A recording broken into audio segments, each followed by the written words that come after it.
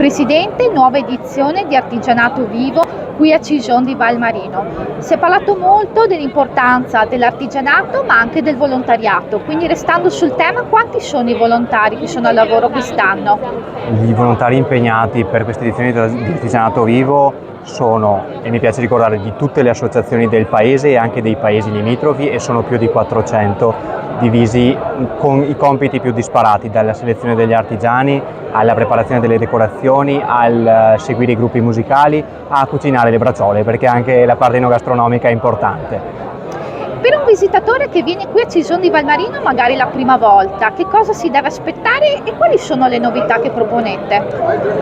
Per un nuovo visitatore io consiglierei di vivere, come anticipavo anche durante l'inaugurazione, Artigianato Vivo con serenità, lasciare a casa il caos di tutti i giorni e la vita frenetica e fermarsi ad assaporare effettivamente tutto quello che i nostri artigiani possono proporre. Fermarsi a chiacchierare con loro e vederli lavorare, che per noi è una cosa molto importante, e continuiamo a promuovere proprio questa lavorazione nel posto. Novità di quest'anno, sicuramente mi piace ricordare i laboratori su cui tanti adulti, bambini possono cimentarsi. Abbiamo più di 100 laboratori a qualsiasi ora del giorno, della sera, divisi sui vari materiali. Quindi diciamo che si può anche provare se magari qualche lavoro può diventare il proprio e quindi diventare magari un nuovo artigiano di una delle prossime edizioni.